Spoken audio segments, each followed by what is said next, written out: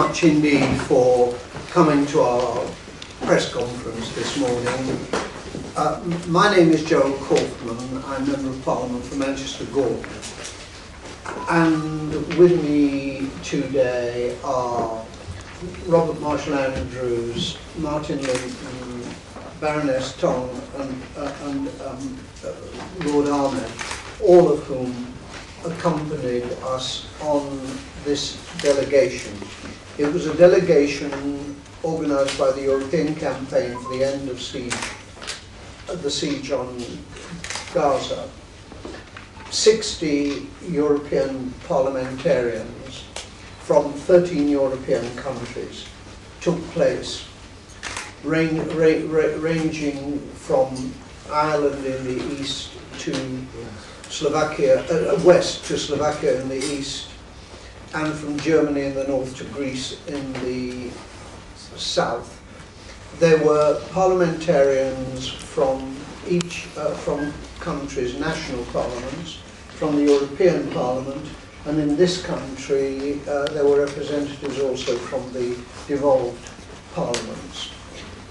The visit, which was extremely complex, as you can imagine, was organised by Dr. Arafat Shukri, who is sitting on my right, and I know all of us would like to thank and congratulate him on this organisation, which must have driven him almost to the bounds of his sanity, but which was totally successful and resulted in a very valuable visit.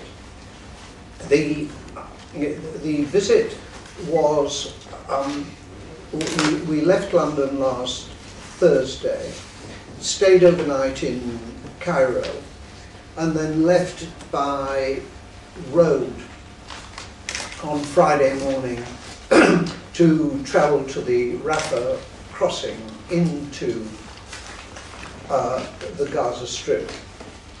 We thank the Egyptian government very much for facilitating that crossing, which is the only way into the Gaza Strip now. The Israelis having completely prevented any visitors from going there. Indeed, very recently, indeed, they prevented the Irish Foreign Minister from travelling into the Gaza Strip. We aimed to go there on the anniversary of the Israeli attack upon the Gaza Strip in December of 2008 and January of last year. And we were given every facility, both in Cairo and in the Gaza Strip. We had in the Gaza Strip, we had a meeting with the Palestinian Legislative Council as guests of the Deputy Speaker, the Speaker of the Council being based in Ramallah. We had a meeting with the non-governmental organisations, the NGOs. We had a meeting with the Crimes Documentation Committee. We had a meeting with the Prime Minister of Gaza, and we also had a meeting with John Ging, the head of UNRWA in Gaza. All of those were extremely valuable, and of course we also travelled around Gaza, seeing for ourselves the destruction which still is blatantly obvious a year after the Israeli attack. This, of course, due to the fact that it's almost impossible for the Palestinians to rebuild. We saw the UN school in which people took refuge and spoke to some of the survivors there. We visited the people living in camps who've been living in camps now for a year, and we visited the Al-Samuni family in Gaza City an extended family, 29 of whom were killed by the Israelis. And we heard devastating accounts from the survivors, including a young girl who saw her parents' brains being shot out of their heads in front of her, and a mother who saw her husband and small son killed in front of her. We learned a very great deal about what had been taking place, and I suppose that the quotation which has stuck most in my mind from very many things that were said to us is no one is untouched in Gaza, and that includes people on the farms.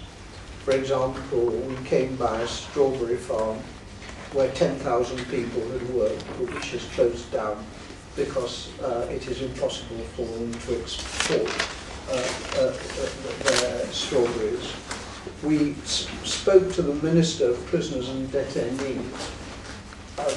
That country is the only country in the world which has to have a Ministry of Prisoners and Detainees. 11,000 prisoners being held by the Israelis. And we saw, for example, a place hit by the illegal weapon white phosphorus, which after a year was still smouldering and giving out toxic fumes. We heard about the appalling child malnutrition, and Baroness Tong will be talking about that in a moment. And we heard for ourselves at breakfast time Israeli gunfire from the sea, and I was told that that happens every morning without fail, simply to remind the people of Gaza that the Israelis are there. I don't want to make a prolonged introduction, so I will stop at this point and ask each of my colleagues going around the table to make their own contribution, starting with Robert Marshall Andrews. Yes, thank you.